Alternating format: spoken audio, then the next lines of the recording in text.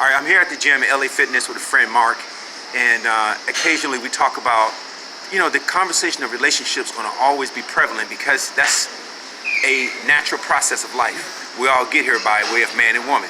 And in the interim of man and woman coming together, a relationship is created, activated, whether it be for 30 minutes, 3 hours, 3 years, 30 years, 1 year, whatever.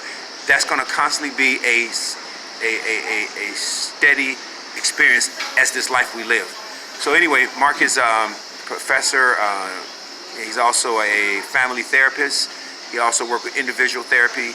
And we're right now focusing on the topic of my movie, Men Exhaling. Oftentimes we see what women go through, and we feel that this society is overdosing on what women are experiencing and not paying enough attention to what men are experiencing in relationship. So Mark is going to tell you about a situation he had with a couple and how the wife was really demeaning and speaking disrespectful to her husband. Go ahead, Mark. I had a client, and we were walking down the street together, and all three of us, and he was African American. Can you go back to the office moment? Because that was post. Right. Are you going to lead up to the situation with the wife? What she said to him about the police? No, I'll precede that. Okay.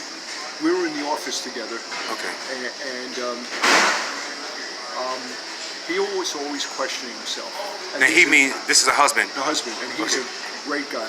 I mean, he's super creative and good-looking guy, and they have a foster kid, and he's a great dad. And I wouldn't let him be anything else but that, because I had to sign off. Do you think he's a good foster? I said, excellent. And no matter what he does, no matter how often he does it, it's not good enough. So Now, when you said not good enough, who's for the wife? Okay. In other words, he could work 10 hours a day. He could take care of the kid.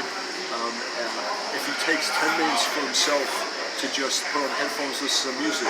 Why didn't you do this? Why didn't you do that? She almost barks at him. So I said, we had him come into counseling one day, and he finally felt comfortable enough to say what he really felt in front of me. And I was sort of like a moderator, and she didn't like what she had, and she didn't want to answer the questions, and I kept on saying, you're not addressing what he's saying. You keep on bringing it back to you instead of answering what he's saying. We're not negating you, but you're negating him. That's not what we're going to happen here. You're in, hopefully, you're in a very non-equal relationship now, to be honest with you. It should be more equal. And so I said, he needs to share what he wants to share.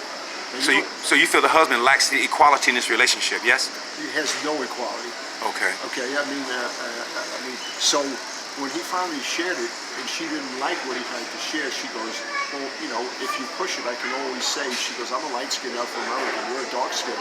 I'll call the police and just say, you accosted me. So she's basically using that spousal abuse law to scare him and control the situation. And in addition to that, there'll be no more intimacy. And I said, and I was just sitting there. She goes, don't you have anything to say? I said, I'm so shocked. I said, I got a couple of things to say. And I said, I'm not doing this as a therapist now. I'm throwing that out. I'm going to do it as a man. And I said, for you to hold that over his head, that sword of Damocles, which is that little thing that's suspended by a thread. So if a guy says it does anything, it keeps him. I said, how can the guy, I said, you're the same person in bed who couldn't be more, your refrigerator is less frigid than you are. And she said, you can't say that. I said, I just did. She said, I don't have to come in here anymore. I said, the door hit you on the way out. And finally, I said, I talked to the husband, I said, but you don't have to stay in this abusive relationship either anymore. You are entitled to better than this. What was the adjective you used before relationship? What was the adjective you used? Abusive. I mean, and it was, and it doesn't, the worst thing, at least with guys, if you're physically abusive, a guy gets hit, he can hit, but you do emotionally abusive, and you work on the guy, and you work on him till he feels like he's nothing and nobody and no one. And then when you have him emotionally in the corner, where he has nowhere to escape, then he turns around. And now he's angry. And then you blame him. See? He's an angry man. He's about to become physical. What was your role in it? How many times could you emotionally beat him up before he had to say, I can't take it anymore. And he's not hitting you, he's really defending himself. That's all he's doing. He's just saying, leave me alone. I said, he's entitled to be a father, he's entitled to be a husband, but he's also entitled to be him. And that's not good enough for you. Why? Because you're not happy with yourself. Stop pushing your unhappiness onto him. He can't make you happy. You got to make yourself happy. Leave him out of it. So now, you've had clients where you've had the men experience the emotional abuse, the verbal abuse, like women constantly claiming they are. I'll even go further. I had boxes of tissues in the office, and not every time, but a good majority of the time, every time a man expresses what he wants, the woman starts crying. What's a man's natural inclination? To cosset him, to care for. So he does that. Session ends, and I said to the guy, every single time it works like this, I said, pretty angry, aren't you? He goes, I'm furious. Why am I angry? I said, because every time you want to bring up an issue, she cries, you help her, that takes care of the session. You never get to say what you need to say, or want to say. I have to say. He said, what are we going to do? I said, well, from now on, I schedule these people at 10 o'clock at night. I go out and buy 2 boxes of tissues, put them right next to the woman. You can cry all you want, but when you're done, you're answering the question. And you're going to address his feelings. Now, I'm not asking you to address it in I'm asking you to be honest. We're not leaving here until you do that. And if you go through all the tissues, we'll stay here all night. I'll buy you caffeine, whatever you want. We're doing that. And I have to go to that extreme sometimes to get the woman to listen and hear what her man is going through. Exactly. Because most of the time, it's just an overdose and an enormous focus on what the woman is experiencing. Often. Oh, totally. And I said, you are in a relationship. So what you do affects him too. But you always want on your home court, which is the emotions. So you twist them and turn them. In basketball, we call it home court advantage. And that's what you're looking for. But it's his home court too. Why are you throwing him out of the gym? And you remember one time you mentioned to me about this lady, she isolated him from intimacy and then dared him to be with someone else. Right. And he actually did do that.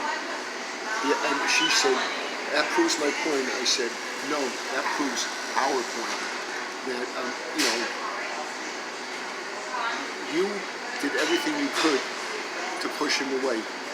His basic needs and wants to be, and he didn't have physical intimacy with this woman. He had emotional intimacy. The woman came in and goes, we just talked. We talked for hours. He was crying. That's what he did. He had no physical intimacy. He had emotional intimacy because you don't give emotional intimacy. That's what he. And most men do that. And when they go outside the relationship, they're not caring. Why don't I want to be here? Why don't I want to be alone in a relationship? That's right.